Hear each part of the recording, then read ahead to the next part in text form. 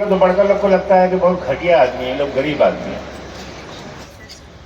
तो एक बार बोले तो हमको ऐसा तो घूर के देखा, फिर हमसे ठीक है एक बार आओ बोल के देखते हैं, अभी तो 1 घंटा और हवाई जहाज में रहना।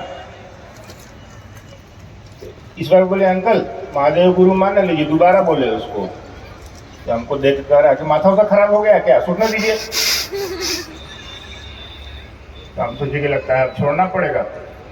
तब तक क्या हुआ, हवाई जहाज बादल से जब गुजरता है ना तो खड़खड़ करता है, तो कुछ ज्यादा ही करने लगा।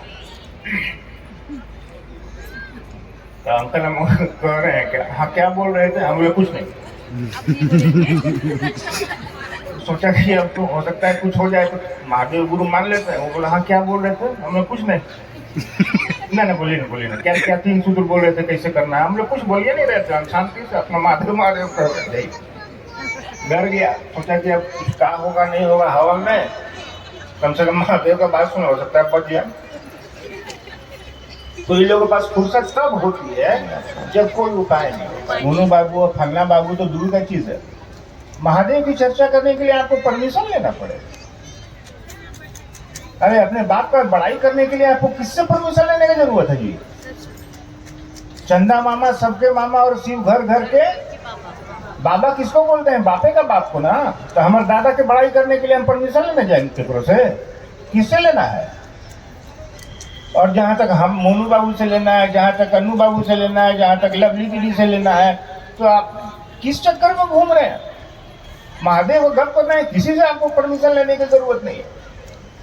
हाँ अब यहाँ मैदान में आप करिएगा तो सरकार से परमिशन लेने की जरूरत है, लेकिन आदमी से परमिशन लेने की जरूरत नहीं है। महादेव का गप करने के लिए आपको महादेव से भी परमिशन की आवश्यकता नहीं है, क्योंकि ये गुरु का ही आदेश है, ये महादेव का ही आदेश है कि जाओ लोगों को मुझसे जोड़ो।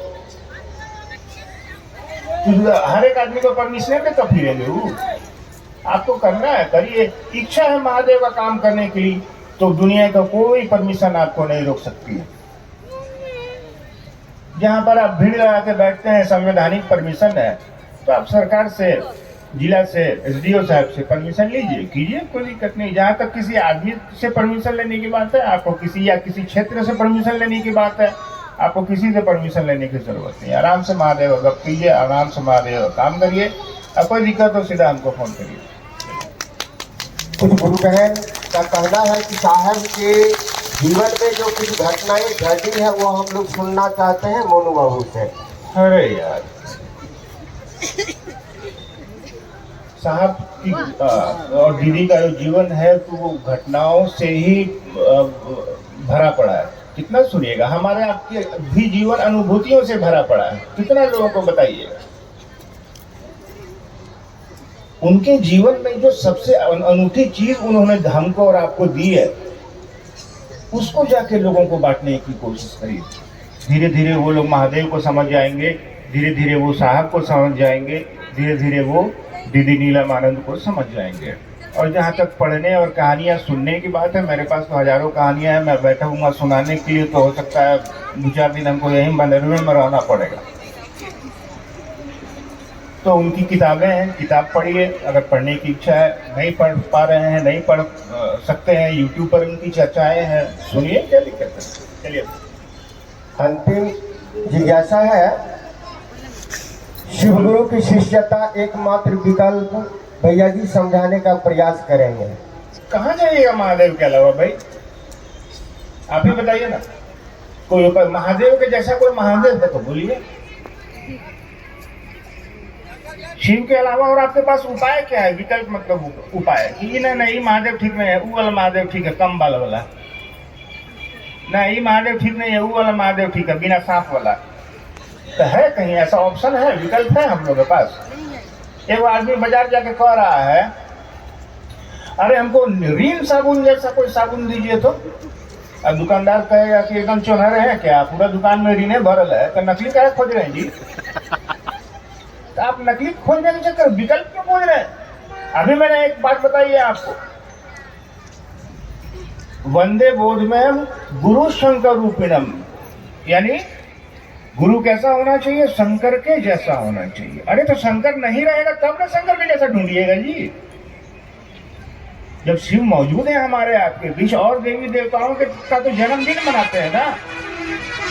कृष्ण की कृष्णाष्टमी मनाते हैं, राम जी की रामनवमी मनाते हैं, और भी देवी देवताओं का जन्मदिन मनाते होंगे आप। हम और अपना भी जन्मदिन मनाते हैं। एक बात जान लीजिए, जिसका जन्मदिन मनाइएगा उसका मरण दिन तो मनाना पड़ेगा, कोई उपाय नहीं। चाहे वो मोनू बाबू हो, चाहे वो आप हो, चाहे कोई और देवी देवता हो। महादेव का कौन सा जन्मदिन मनाते हैं आप? कभी छुट्टी उट्टी मिलता है महादेव का जन्मदिन पर? महादेव का ब्याह का दिन मिलता है। सरकारों को नहीं पता है कि कब जन्मेगा जी, तो पूरे दुनिया का मालिक है। अरे ये है तबे सब है। महाशिवरात्रि के दिन सरकारी छुट्टियां होती हैं। शिव का कोई जन्मदिन तो किसी को पता ही नहीं है, वो तो स्वयंभू है, वो तो ईश्वर का कौन सा जन्मदिन होगा। अरे वो हमारे आपके बीच है, तब तो जन्म, रहने और मृत्यु का क्रम चल रहा है। तो शिव की तरफ चलने की कोशिश करिए। और दुर्गापुर में मैं आया, आप सबों के बीच बड़ा स्नेह और प्यार दिया आप लोगों ने, इसके लिए भी बहुत धन्यवाद आप सबों को देता हूँ। इतना बैठ के आप सभी लोग सुने, आपका मन अपने गुरु शिव की तरफ चले, आप महादेव का काम कर सकें। साहब और दीदी ऐसा आशीर्वाद दें, आपको महादेव इतनी दया करें कि आपको वो शिव इतना सक्षम बनाए कि आप भी लोगों को अपने गुरु शिव से जोड़ सकें। मुझे इत्मीनान से जाने दीजिए, आप भी प्रेम से जाइए। छोटे बच्चे हैं, उनका भी ख्याल रखिए, अपना भी ख्याल रखिए। आप सबों के चरणों में मेरा प्रणाम।